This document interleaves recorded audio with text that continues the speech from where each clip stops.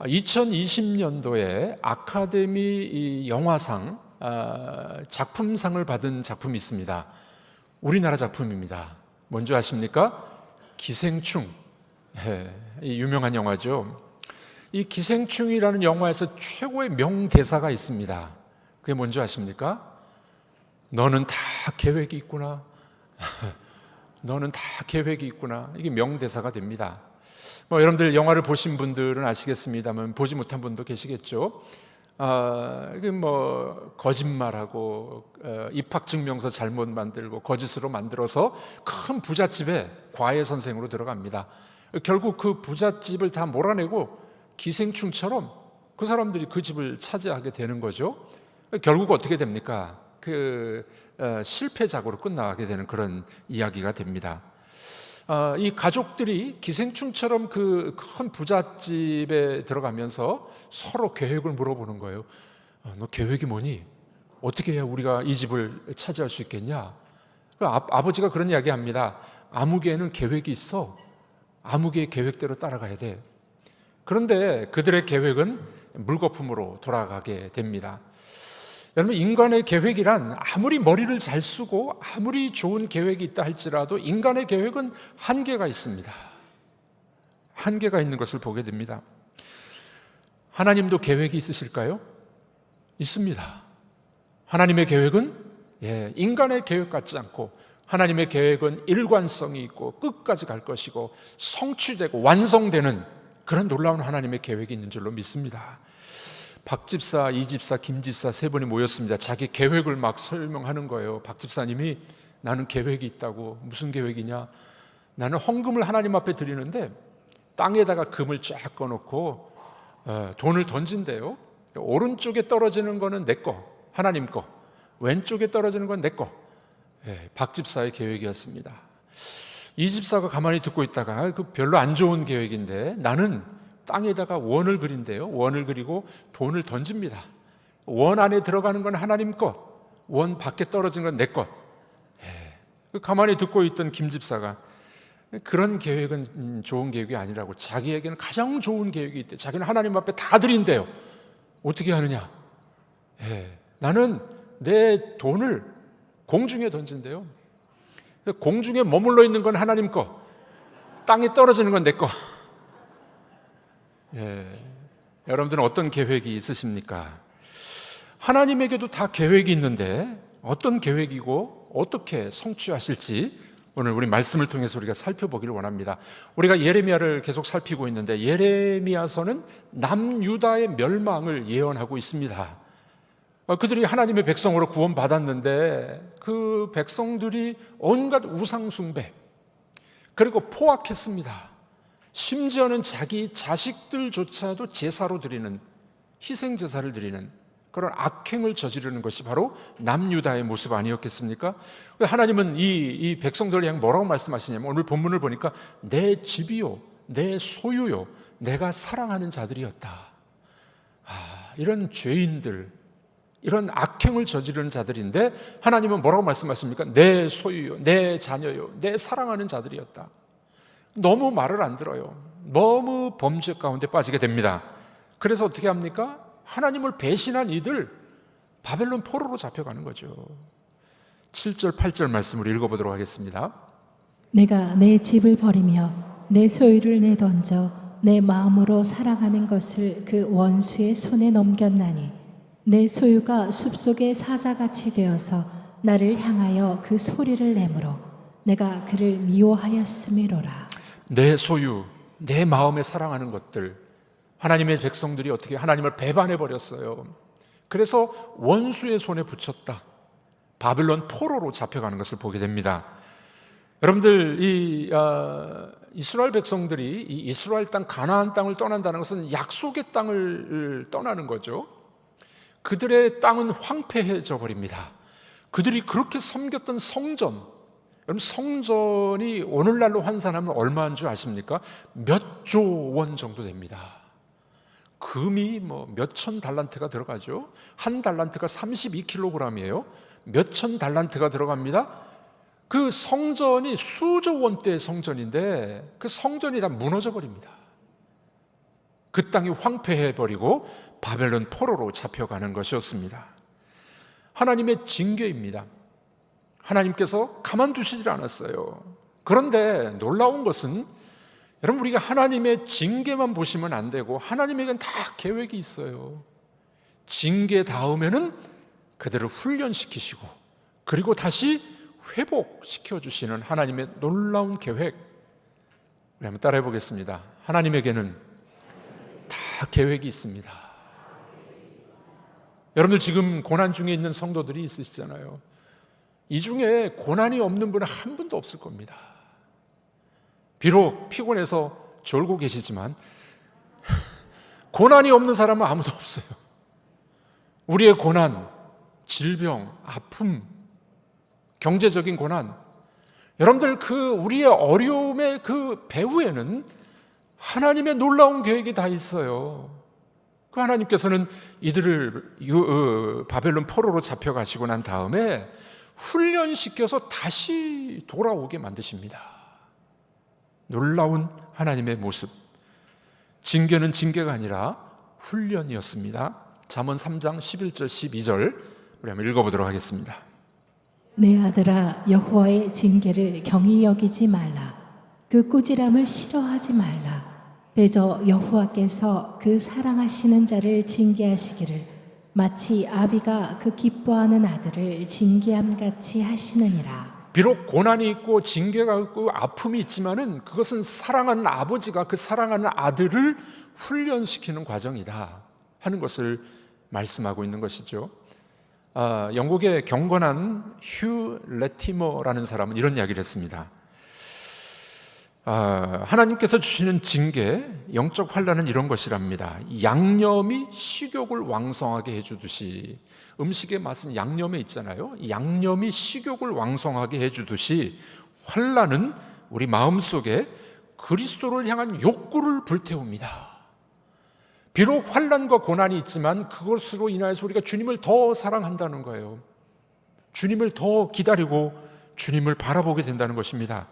평온할 때는 주님에 대한 갈망이 없고 그에게 관심을 가지지 않게 됩니다. 그러나 환난을 당하고 감옥에 들어가면 그리스도를 사모하게 됩니다.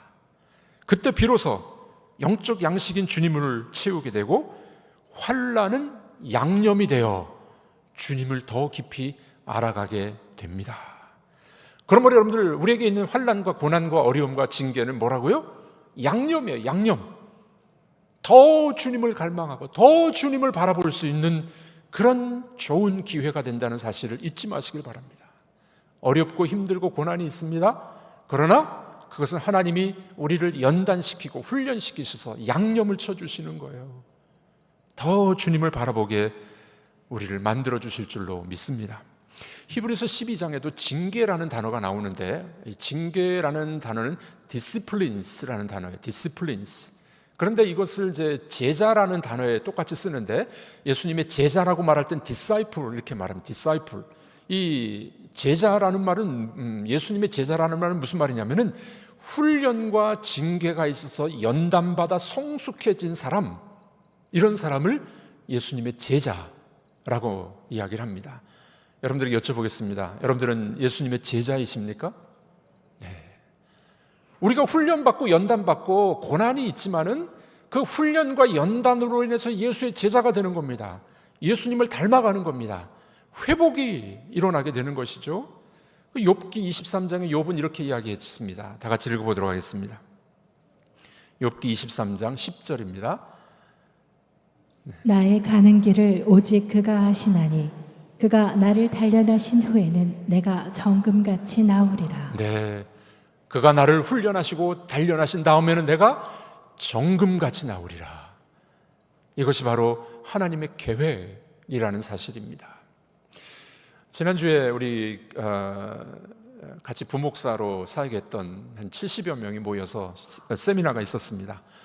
은퇴하신 이 원로 목사님을 모시고 세미나를 들었는데, 이 목사님에게 목회하시면서 어떤 것이 좋으셨습니까? 성공담을 좀 말씀해 주십시오 라고 부탁을 했더니 이 목사님이 당신의 실패한 이야기를 이야기해 주시더라고요. 사실 우리가 성공담도 중요하지만 실패담도 더 중요하지 않겠습니까? 목사님이 65세로 조기 은퇴하셨는데 암에 걸리셨대요. 그래서 투병하다가 병이 나았는데 이제 일찍 은퇴하게 됐습니다. 이분이 현역에 있을 때는 잘 몰랐는데 은퇴하고 나니까 너무 좋다라는 겁니다. 뭐가 좋으십니까? 현역에 있을 때는 제자 훈련도 하고 큐티도 하고 성경도 가르치고 성경을 많이 가르친 것 같았는데 시간이 많지 않으니까 성경을 많이 읽지 못했대요. 근데 시간이 많으니까 성경을 1년에도 몇 독을 하시는 거예요. 성경을 많이 읽다 보니까 하나님이 더 가까이 느껴지고 주님을 더 사랑하게 되고, 은퇴한 이후에요 머리가 났대요. 머리가 났대. 목회하기 얼마나 힘들었으면 머리가 다 빠졌는데 은퇴하고 나고 성경을 많이 읽고 주님과 사랑의 관계에 깊이 들어가니까 머리가 났대요. 머리가. 우리에게 그런 말씀을 전달해 주셨습니다. 목사님들 성경 많이 읽으십시오. 주님을 많이 사랑하십시오.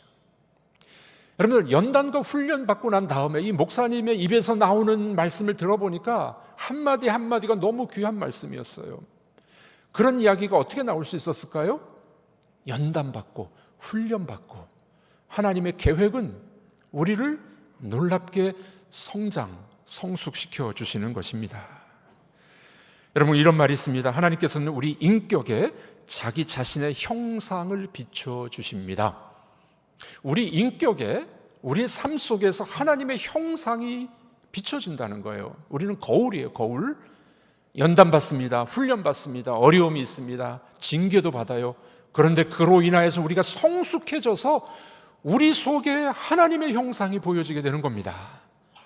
여러분들, 우리가 서로 성도들이 만나셨을 때 그런 은혜가 있었으면 좋겠습니다. 아이고, 누구는 어떻디야, 아이고, 왜 그런디야, 그러지 마시고 우리 속에 있는 하나님의 형상을 보여주시기를 바랍니다.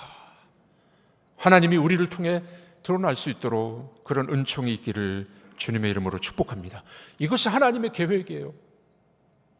포로로 잡혀갔어요. 환난이 있었습니다.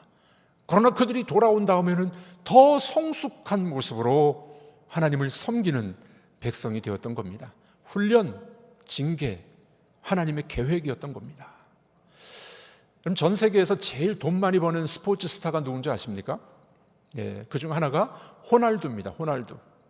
이 호날두가 1년에 버는 돈이 3천억이랍니다. 3천억을 번대요. 연봉에다가 스폰서에다가 광고 다 합하면 1년에 3천억을 법니다. 그런데 이 호날두가 됐던 이유는 연습과 훈련이었다고 합니다. 연습과 훈련. 원래 메시보다는 이 재능이 좀 떨어진대요. 메시는 타고난 재능이 있는데 호날두는 연습벌레였다고 합니다. 어렸을 때 집이 너무 가난했대요. 아버지는 알코올 중독자, 형은 마약 중독자, 어머니가 식당에 가서 겨우겨우 돈 벌어서 가난한 집안이었다고 합니다. 그러니 이제 이 호날두에게는 소망은 축구밖에 없었대요. 밤새도록 늦은 시간까지 이 축구 연습을 했습니다. 공이 없을 때는 양말을 뭉쳐가지고 또는 빈 깡통을 가지고 축구 연습을 했다고 합니다. 15세 때 부정맥이 와가지고 축구를 그만두려고 했는데 극복하고 이겨버렸다고 합니다. 이 호날두의 훈련을 지켜봤던 코치, 스포르팅 리스본이라는 코치가 있는데 이분은 그런 이야기 했답니다. 호날두는 새벽까지 홀로 남아서 양발에 모래주머니를 차고 드리블 연습을 했다. 지금도 나이가 많은데 축구를 계속 하고 있죠. 성격은 조금 안 좋은 것 같은데 호날두가 축구 요즘도 이 훈련장에 나오면은요, 이 복근 운동을 3,000회 정도 한답니다. 훈련, 대단한 훈련을 통해서 훌륭한 선수가 나오게 됐다는 겁니다. 고된 훈련을 통해서 전쟁에서 승리하는 군사가 나옵니다. 고된 훈련을 통해서 금메달 따는 선수가 등장하게 됩니다. 훈련을 통해서 훌륭한 선수가 나오듯이 하나님은 다 계획이 있으셨어요.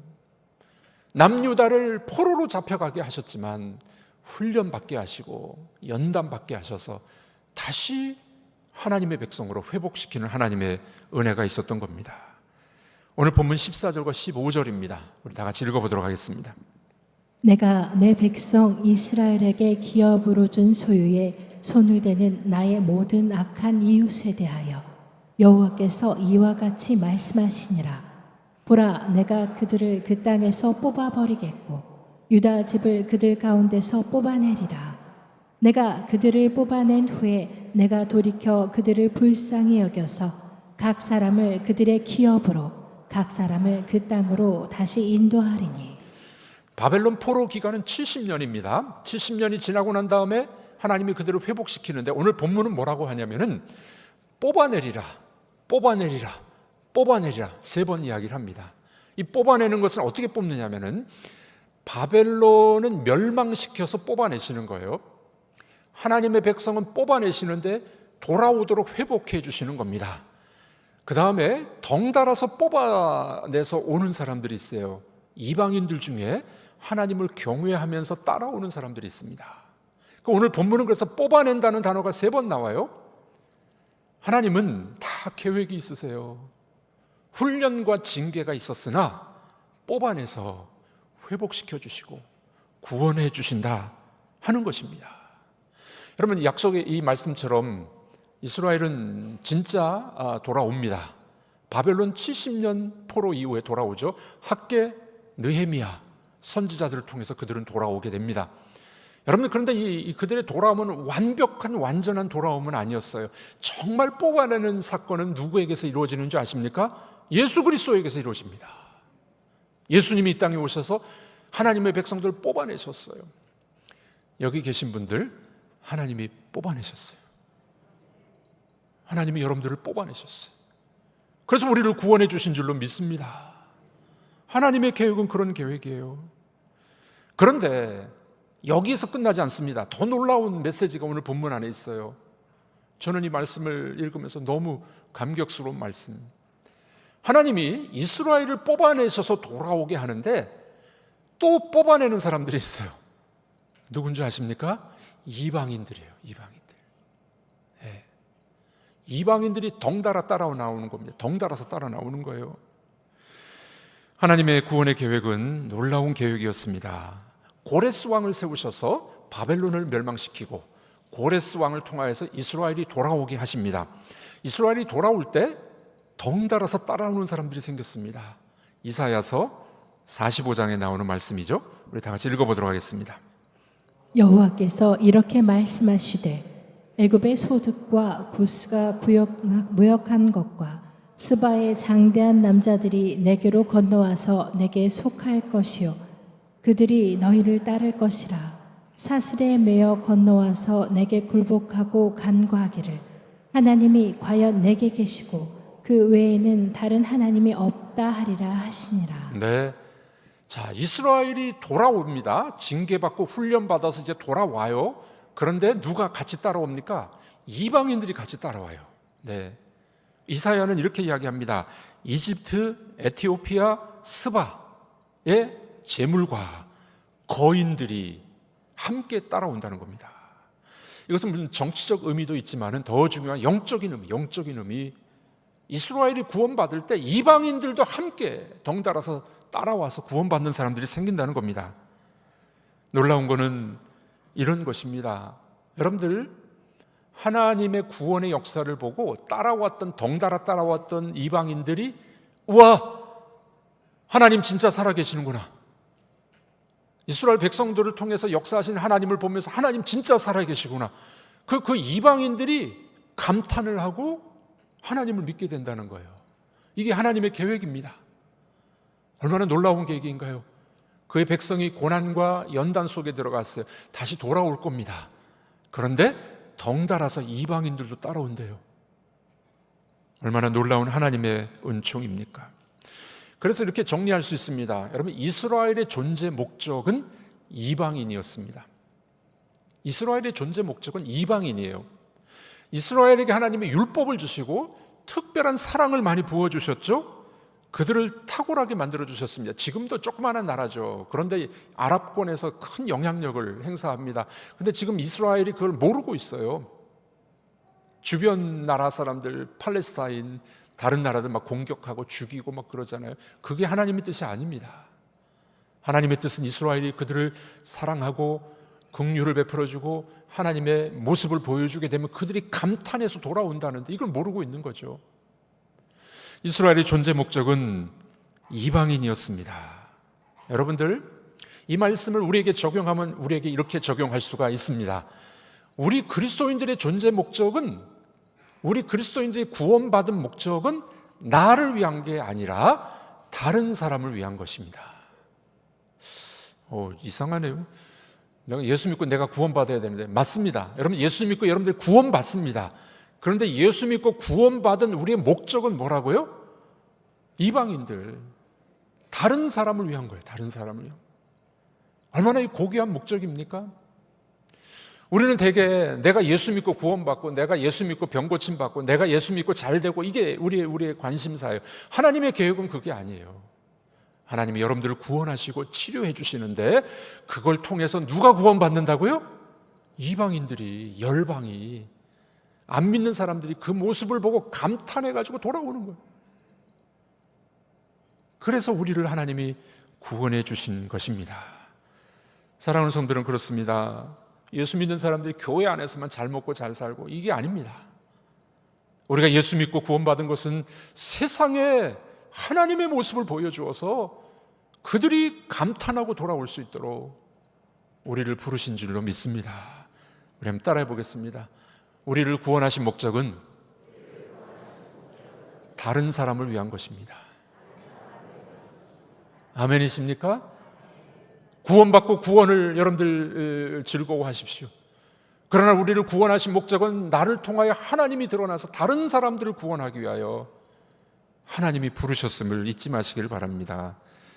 그러므로 우리 성도들은 여러분들 모슬렘도 사랑하셔야 돼요. 공산주의자들도 불쌍히 여겨야 됩니다.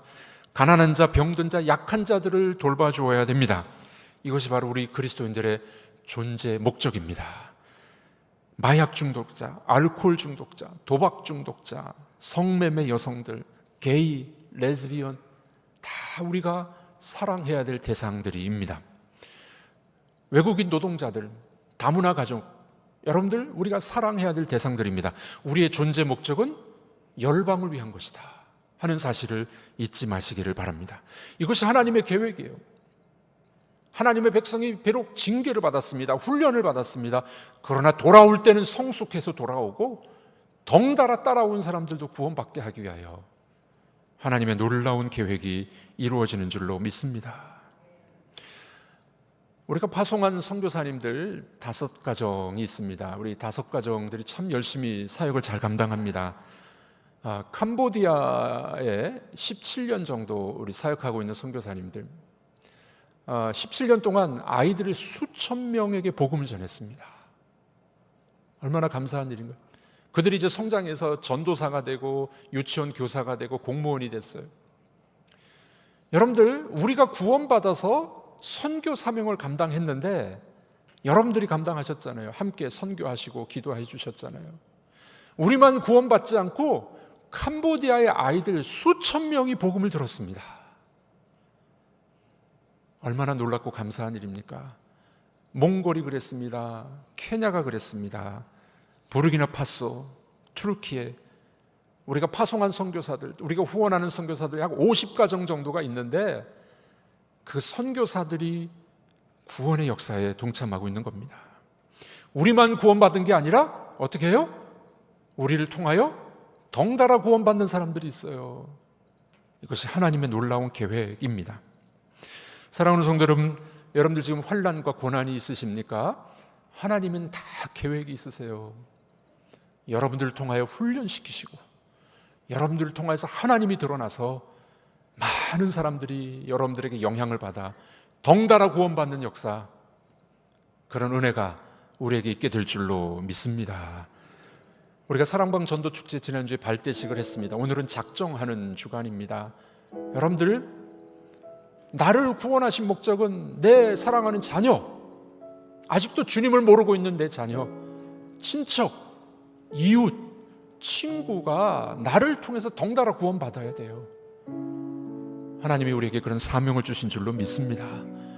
기도하시고 만나시고 사랑과 선행을 베푸셔서 덩달아 받는 구원의 역사가 일어나기를 주님의 이름으로 축복합니다.